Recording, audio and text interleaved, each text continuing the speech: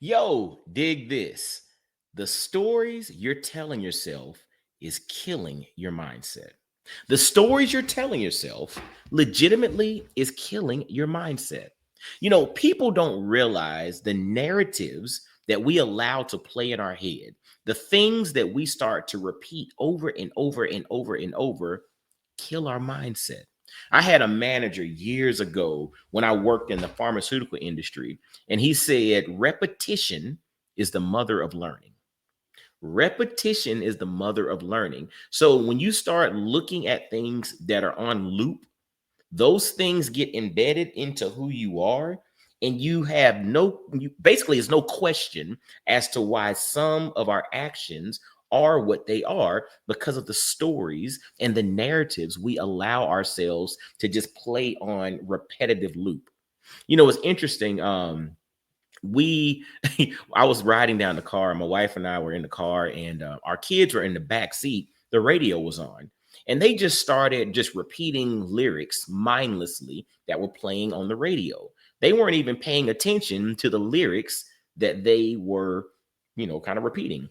And so my little girl, who's almost 14 now, we had her actually pull up on her phone the actual lyrics of the song that she was saying on the radio. And it was funny because she started to grimace, right? Because she didn't realize the actual words that she was saying. Because mindlessly, this thing got on repeat and it's on loop. And she didn't even realize that the message or the messages that she starts to repeat out in the open become narratives in our head, and you don't even realize that you're setting the playbook or you're planting seeds of something which then influences your mindset. And again, your actions are a byproduct of your mindset. And there are 5 components, and I've mentioned this before, and you're going to hear this on, periodically throughout the mindset QB, is 5 things that influence your mindset: your beliefs, your experiences, your relationships, the stories you tell yourself, and how you view yourself. So today we're going to take a few moments and really just kind of dive into the impact of the stories that we tell ourselves. It's interesting. I heard a study and it really kind of dove into like statistics on positive and negative thoughts. And you can do your own research on this, but there's a lot of, research on the impact of negative thoughts on who we are. And when I came across this statistic, it said negative thoughts are 4 to 7 times more impactful on you than positive thoughts are. Basically, negative thoughts are more powerful, right? Like it was mind-blowing to me. Negative thoughts are 4 to 7 times more powerful than positive thoughts internally, just staying in your head, just staying inside of you. But this statistic also said that if you speak those negative thoughts out loud, that 10x's the impact. So speaking a negative thought out loud is not just 4 to 7 times, but it's 40 to 70 times more impactful than just having a positive thought inside of you. So the whole moral to that statistic was sometimes it's not about being positive. Sometimes it's simply just not being negative. And a lot of times our negative perspectives or our negative perceptions come because we allow ourselves to go down this doom loop of what's going on. You hear a lot of individuals talk about the difference between like a pessimistic viewpoint versus an abundance viewpoint or an abundance perspective, because you have a lot of people who can only see the glass as being half empty, whereas you have others that see the same amount of liquid in a glass as being half full. Again, the person who's seeing it half full is looking at it through the lens of abundance, whereas a person who's looking at it through a negative lens or through a pessimistic lens is looking at what they don't have, and they're looking at the glass as being half empty. And if we get on this loop and we start telling ourselves these stories about how we're not something, eventually you start to believe that you're not something. On the flip side, if yes, you can recognize that you have deficits, you can recognize you got issues, because none of us are perfect, right? I use a quote a lot. I use this all the time when I'm coaching individuals.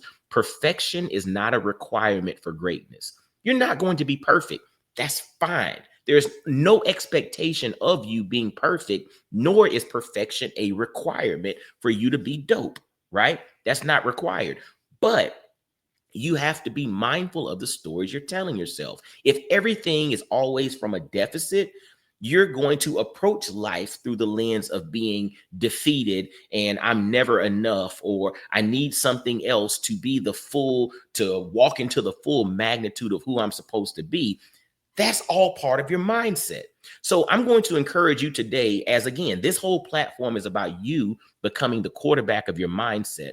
I'm going to encourage you that if you start to hear yourself being negative about something, always looking for what's wrong with something, looking at it through the lens of what you don't have versus looking at taking inventory on what you do have, I'm going to ask you to take a stop and a pause, because you're going down this doom loop. And again, if you approach it from a negative perspective, you're going to have negative results. But if you look at it through the lens of opportunity, through the lens of abundance, again, I'm not telling you to be delusional, right? Because we have to address issues. But the reality is, if your life is constantly on this loop, if it's always what's wrong, how are you going to focus on what's right? I want you to think about this.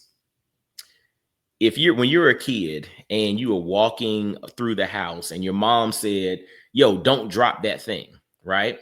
Don't drop it.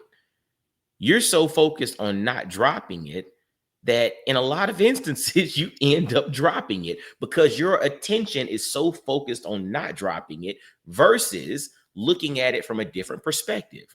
What if your mom flipped and said, hey, make sure you get a good grip on it, hold it tight. You're capable. You're strong. You have really strong hands and you've done this thing 1,000 times. Just bring it over here securely.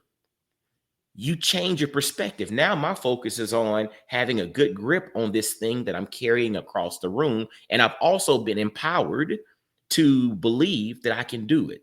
See, whether somebody outside of you gives you that, that's the type of narrative you have to tell yourself.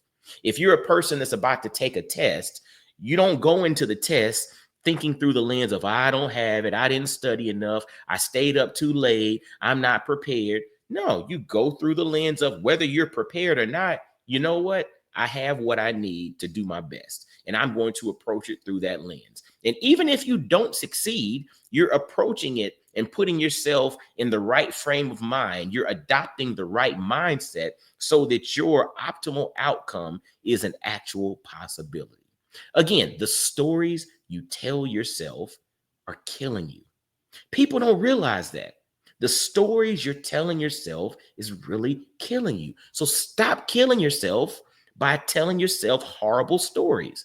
Literally, you can change the narrative in your life. You can change your mindset. One of the components, one of the 5 components, the stories you tell yourself, you can have a dramatic change in your life starting today by telling yourself better stories.